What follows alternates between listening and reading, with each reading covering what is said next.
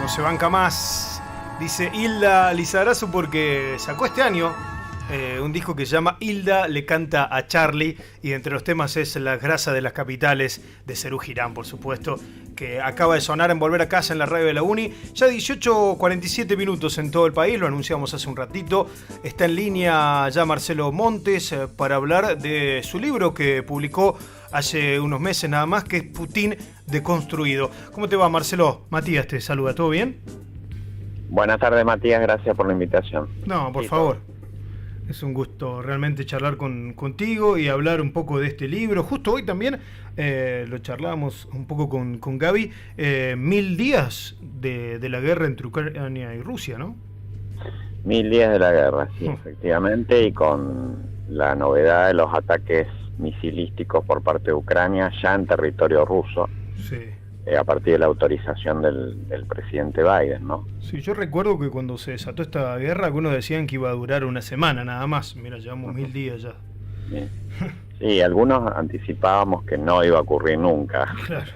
Fue una equivocación de muchos de nosotros, pero bueno, la segunda fue justamente anticipar un resultado breve y positivo para Rusia, y, claro. Y bueno, y ahora la realidad nos desmiente ya con 1000 días. ¿Y ahora le ves un final? ¿Vos? ¿A esto? ¿Un cierre? La única posibilidad de un final es que Trump el 20 de enero del año próximo diga, bueno, se sella la paz, siento a los dos presidentes y hago un acuerdo que yo hoy veo difícil también, por varias razones. Una, esta que anticipó Biden, digamos, es decir, autorizando el uso de misiles tácticos al interior del territorio ruso, de alguna forma para presionar a Trump para que no llegue a ese acuerdo.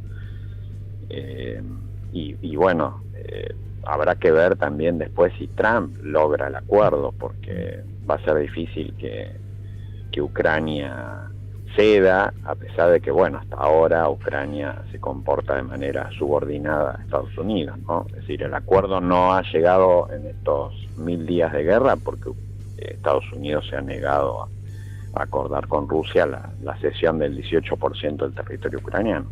Sí, y además, bueno, los demócratas parecen irse a su manera, con guerra. Sí, es que no se podían ir de otra manera, digamos, porque no lo justifico, por supuesto, sí. Pero bueno, ellos han invertido mucho en esta guerra. Y de nuevo, volviendo a Trump, seguramente, a pesar de que él dijo que va a limpiar el Pentágono y que va a poner gente más favorable a sus intereses y demás, vos sabés que es muy difícil desmontar la lógica del complejo militar industrial de Estados Unidos. Es decir, hay muchos empresarios privados que viven de la guerra y bueno, estamos hablando del país más poderoso del mundo y está embarcado en una guerra de hace prácticamente 2 años y pico, y bueno, muy difícil, yo lo veo muy, muy difícil. Sí, además que pareciera que aquel que es seguidor más de los republicanos también le gusta la guerra, ¿no? Hay un ala republicana que claramente lo apoyó a Trump con aceite de ricino, digamos, lo terminó aceptando por razones domésticas, bueno, por muchas razones, pero bueno, que en el frente externo no están de acuerdo con por ejemplo, dejar la OTAN o, por ejemplo, dejar librada su suerte Ucrania. Exacto. Y incluso tiene ciertos sentimientos bastante rusofóbicos, igual que varios demócratas, así que no, realmente yo lo veo difícil el panorama. De todos modos, bueno, también es cierto que esto de usar misiles dentro de Rusia y demás no hace más que agravar el conflicto. Es decir, si vos me dijeras, bueno, el conflicto va a mantenerse así, como una guerra híbrida, donde uno avanza 200 kilómetros, el otro compensa con 100 y demás, bueno, ok, pero esto no hace más que echar más leña al fuego, ¿no? Sí, porque estamos seguramente nuclear. Sí, y eso iba a ir, que se va a esperar una respuesta de Putin, ¿no? Tal vez. Claro, es que para colmo de eso yo lo planteo en el libro.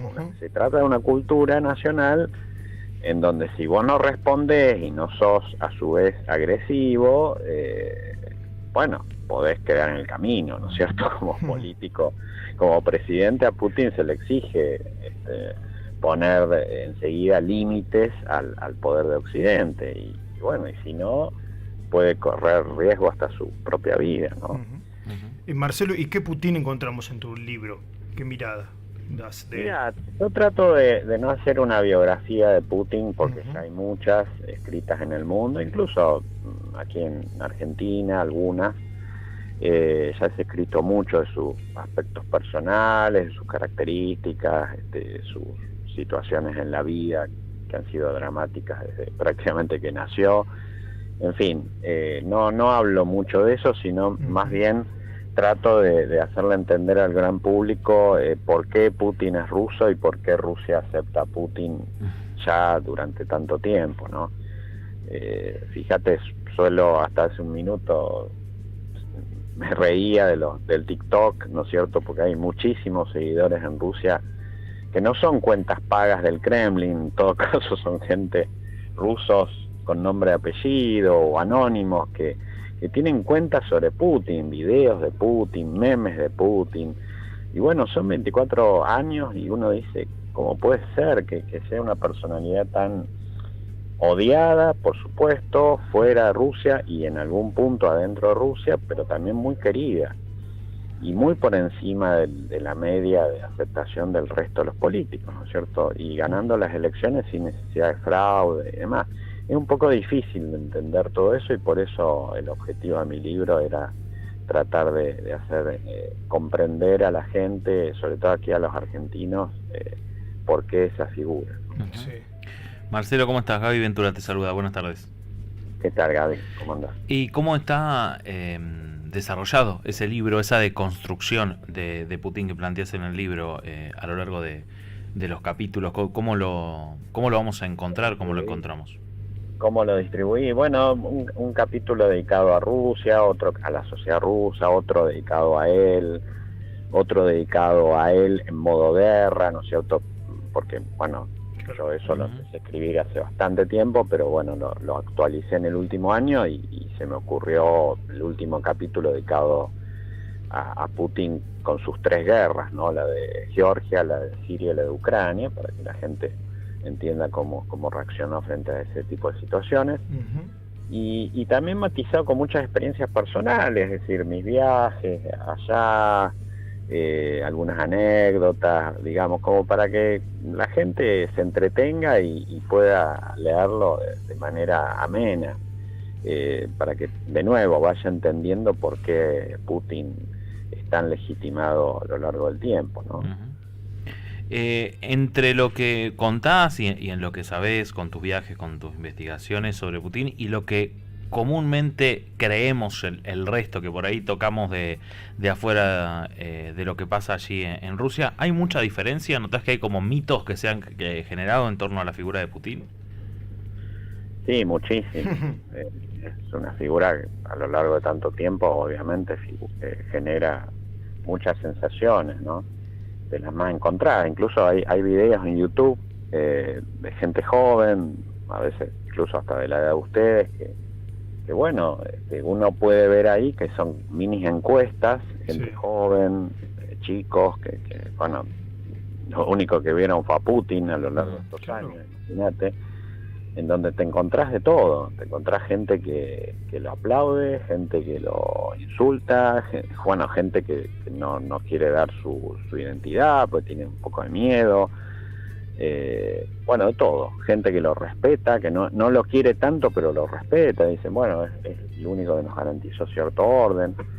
Eso adentro de Rusia, y fuera de Rusia, ¿para qué te voy a contar? Es decir, yo diría que acá mismo en Argentina genera, por ahí en el periodismo, en los grandes medios, vos sabés muy bien, es una reencarnación de Hitler, es un tipo súper agresivo, imperialista, bueno. Y después hay gente, no sé, en los estratos políticos, hay gente dentro del kirchnerismo que lo aplaude, hay gente dentro de Juntos por el Cambio que lo super critica, gente de Milei que lo aplaude y que lo critica, en fin, hay de todo, y en el mundo pasa lo mismo. Bien. La verdad que es muy interesante. ¿Dónde podemos adquirir tu libro? Contanos todos esos datos, porque la verdad que dan ganas de ir a leerlo. Bueno, mira, por ahora no salió al gran público, a las librerías. Lo más probable que lo saquemos a través de una de ellas, que es Cúspide, pero bueno, recién a partir del 2025.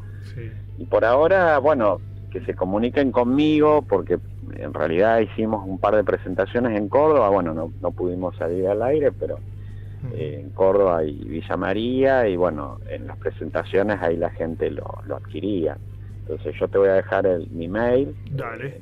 Que es mmontes79@hotmail.com, y cualquier interesado se comunica y bueno, yo ahí le doy las cuestiones operativas que tengan que ver con la compra, ¿no? Bien, perfecto. ¿Lo tenés de manera digital también, Marcelo, o no? No todavía, tampoco. Bien. No todavía, no.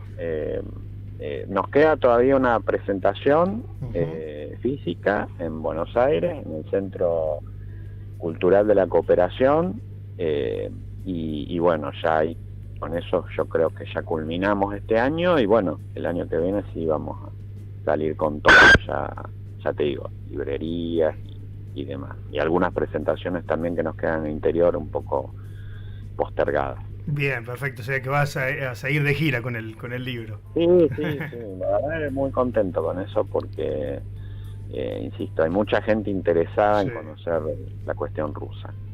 Sí, realmente. Para cerrar te quería preguntar, ¿cómo ves el desenlace, o cómo va a seguir el tema de la guerra puntualmente, crees?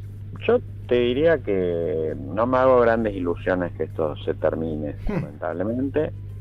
Y bueno, y entre las opciones malas y peores, prefiero que continúe, que no llegue a una cuestión de tipo nuclear, ¿no es cierto? Porque eso sería ya espantoso y terrible incluso para Europa, pero también para el resto del mundo, ¿no? Porque ahí sí que veríamos otras consecuencias imprevisibles que mejor ni pensarlas. Pero bueno, con Rusia no se juega, entonces cuidado con eso, ¿no? Porque a veces se subestima el poder de estos países. Todos pensamos que Estados Unidos maneja control remoto del mundo, y no es así ya, y las respuestas de los rusos, justamente habría que leer el libro para entenderlos mejor, ¿no? Bien, buenísimo, estaremos atentos a ese libro. Gracias, Marcelo, un abrazo grande, que andes bien. Bueno, gracias, un abrazo. Chau. Es además docente en nuestra universidad, Marcelo Montes, y acaba de sacar su libro De Putin Deconstruido, que bueno, pueden comunicarse con él, como ya recién dejó el mail, y muy interesante fue poder escucharlo. La verdad que el futuro parece ser más oscuro todavía en la guerra, lamentablemente. Vamos a ver lo que puede llegar a pasar en los próximos días, Gaby, pero es muy triste lo que se está viviendo. Bueno, no solamente allí, no solamente en el conflicto entre Ucrania y Rusia, sino también a pensar en el conflicto que se está llevando adelante en Medio Oriente. También, estamos teniendo dos guerras en simultáneo. Sí, en este 2024. Y con muchas situaciones que ocurren y que lamentablemente parecen naturales en la circunstancia del mundo, pero no podemos naturalizar que esto ocurra. Y pensaban, 1000 días, en febrero se van a cumplir ya un nuevo aniversario, 24 de febrero de esta guerra, y parece, así como bien lo reconocía Marcelo, a veces parecía imposible que esto ocurra, ahora parece imposible que esto se detenga. Ojalá que nos equivoquemos en ese sentido. Y que aparentemente puede ir en escalada, ese es el tema, ¿no? Puntual.